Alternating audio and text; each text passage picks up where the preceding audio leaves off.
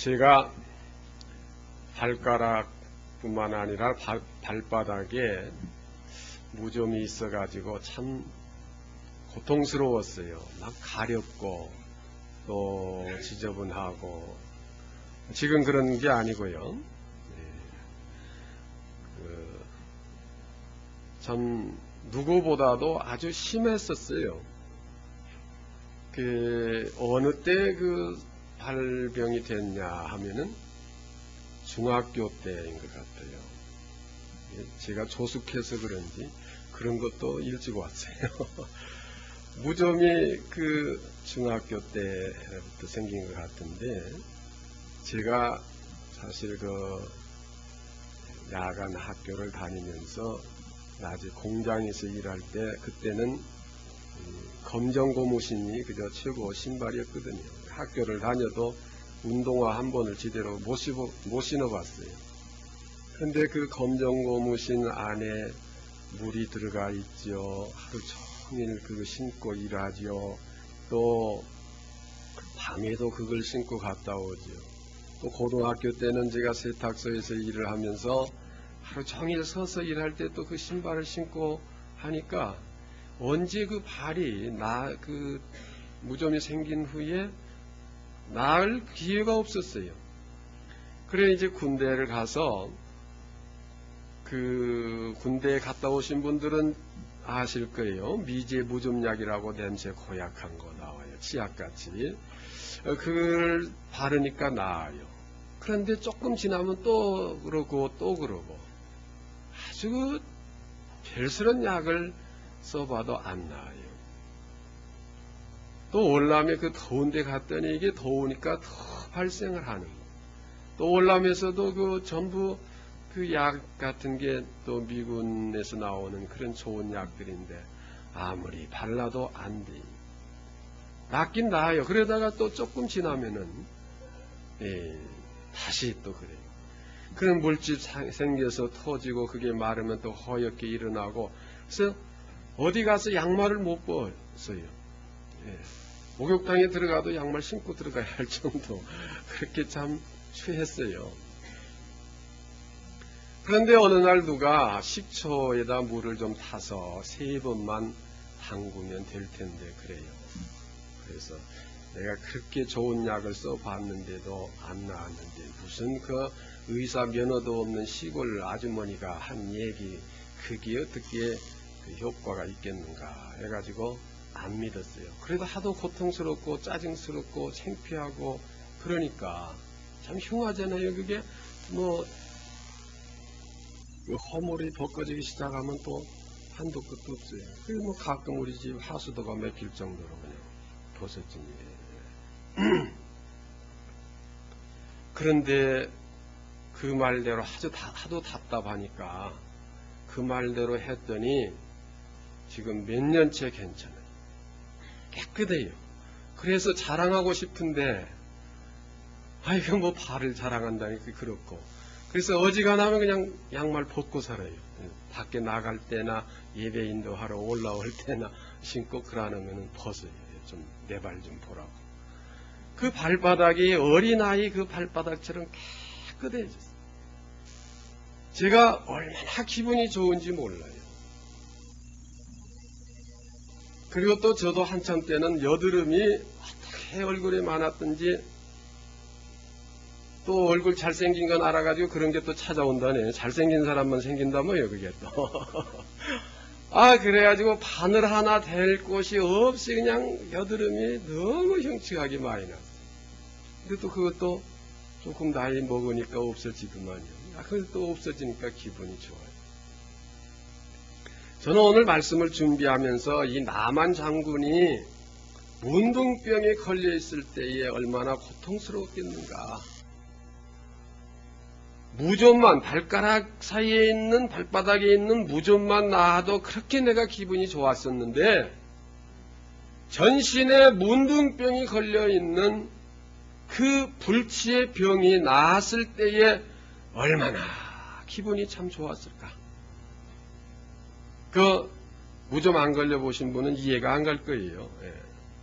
참 기분이 너무너무 좋았을 거예요. 여러분, 피부병만 좀 생겨도 고통스럽지 않습니까? 그런데 문둥병이 나왔어요. 문둥병은 옛날이나 지금이나 의학적으로 완치가 불가능해요. 그리고 정말 부끄러운 병이고 고통스러운 병이에요. 옛날에는 구약시대 때에 문둥병에 걸리면은 완전히 격리시켰어요. 저 광야에 가서 따로 살아야 됐고, 아무리 친부모, 친형제, 친자식도 만날 수가 없어요. 만나면 법으로 그건 율법이에요. 잘못돼요. 그리고 만약에 문둥이가 동네로 들어오거나 사람 가까이 오면 막 돌을 던져서 쫓아내고, 그렇게 해서 문둥이 죽어도 그건 살인죄가 아니에요. 그러니 가족과 생리별하고 제대로 먹을 수 없죠. 고통스럽죠. 참 사랑하는 사람을 만날 수가 있어요. 뭐 하고 싶은 일을 할 수가 있겠어요. 얼마나 고통스러웠겠어요. 이런 문둥병에 걸렸던 나만 장군이 깨끗함을 받게 됐는데, 오늘 우리가 그 말씀을 한번 묵상해 볼 필요가 있습니다. 이 나만 장군은 문둥병 걸렸어요. 이름부터 교만해요. 나만 장군이 돼요. 저 혼자만 장군이 돼요. 그렇죠? 나만 장군. 하나님 가만히 두셨겠어요. 교만하니까. 이스라엘을 친 장군입니다. 아람의 군대 장관인데 이스라엘을 친 그런 장관. 용사예요. 큰 나라의 실권을 가지고 있는 군대 장관이에요. 어떻게 보면은 임금보다도 왕보다도 더 실권을 가졌다고도 볼 수 있어요. 남부러울 것이 없는 사람이에요. 돈이 부럽겠습니까? 명예가 부럽겠습니까? 뭐 지식이 부럽겠습니까? 정말 화려한 사람입니다. 장군의 복장 또 얼마나 화려하겠어요. 또 훈장도 많이 달렸을 것이고, 겉모습은 아주 휘황찬란한 그런 모습이었습니다. 명예나 권력이나 부귀 영화 어느 거 하나 남부럽지 않는 그런 사람이었는데, 그 옷 속에는 문둥병이 발해서 고칠 수 없고 고통스러운 그런 나날을 보내고 있었습니다. 이 문둥병은 저주받은 병이라고도 말합니다. 오늘날에서는 그렇게 표현을 잘 안 하지만은 성경에서는 그러한 죄악의 상징으로서 하나님께로부터 저주를 받고 징계를 받는 표현을 상징으로서 그런 질병이 주어지기도 했습니다. 아마 심적으로도 고통스럽고 육체적으로도 고통스럽고 그동안 쌓아 올렸던 그 권력, 명예, 부귀, 영화 모든 것이 수포로 돌아갈 수밖에 없는 상황에 이르는 것입니다. 그러나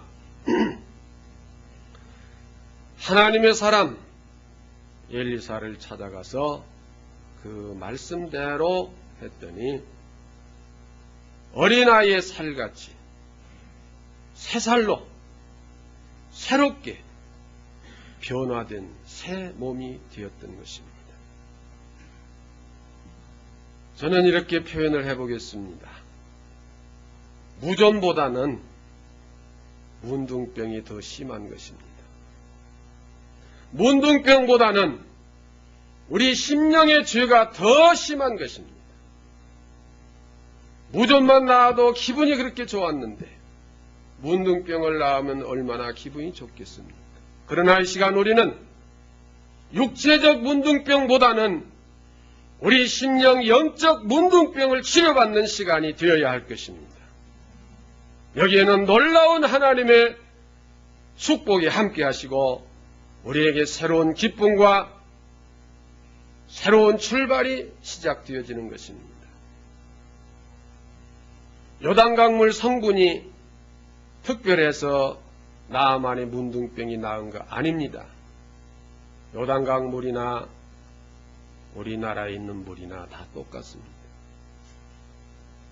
가서 보면은 역시 그 물도 오염이 돼가지고 그 색깔도 그렇게 좋지 않고 먹을 수도 없고 그렇습니다.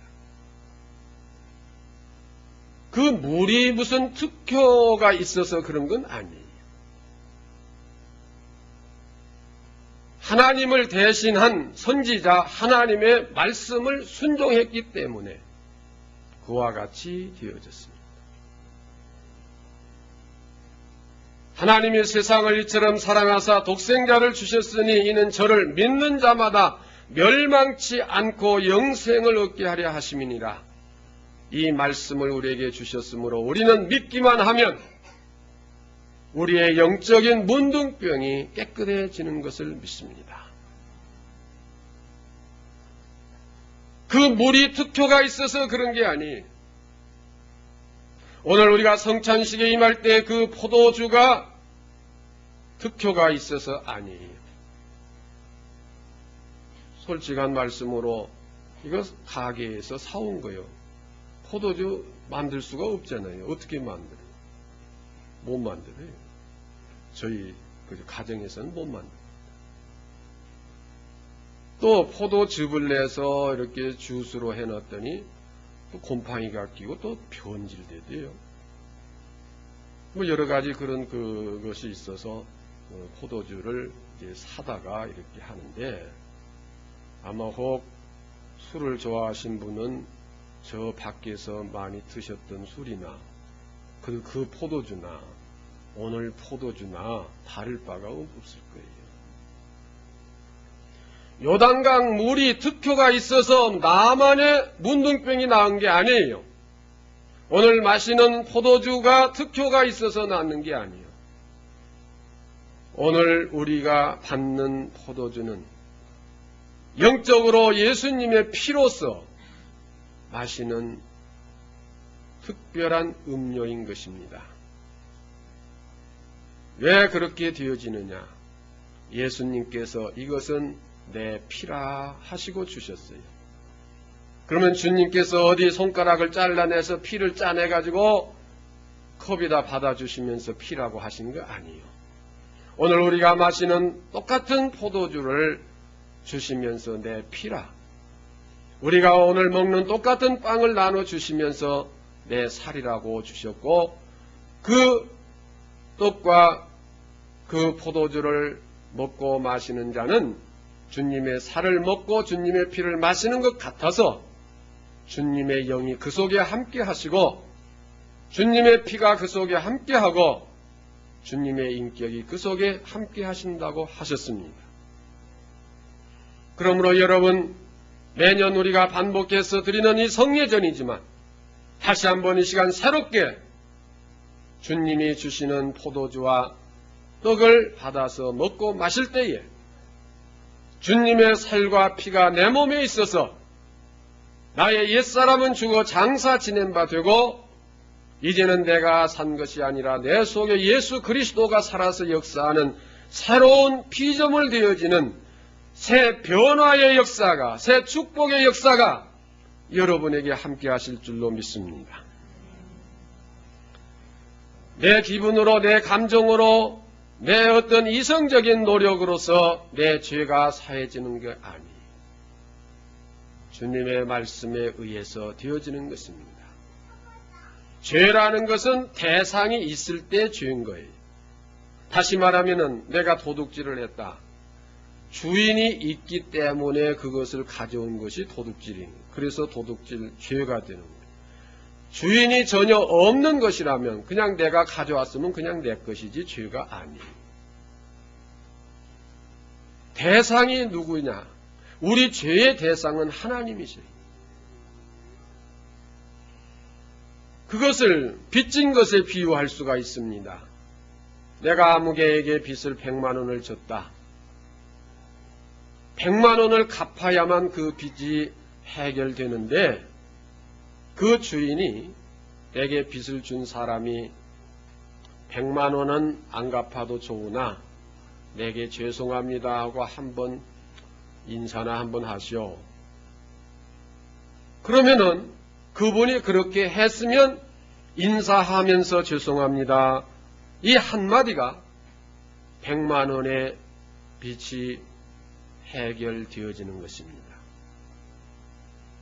너희가 믿고 이 잔과 떡을 먹고 마실 때에 너희 죄가 사해지고 너희에게 새로운 새 영이 주어지고 새 인격으로 변화되는 역사가 이루어질 것을 주님께서 약속하시고 이 성례전을 영원히 기억하고 기념하고 거행하도록 말씀하셨습니다. 그렇기 때문에 주님의 약속된 것이기 때문에 우리가 그렇게 믿고 이 거룩한 성례에 임할 때에 우리에게는 새로운 변화가 일어나게 되는 것입니다. 그러므로 형식이나 습관적으로 이 예식에 임하지 마십시오. 자기를 성찰하고 자기 죄를 살피고 회개하고 새로운 결심과 결단을 가지고 주님을 영접하는 자세로 이 잔과 떡을 받을 때에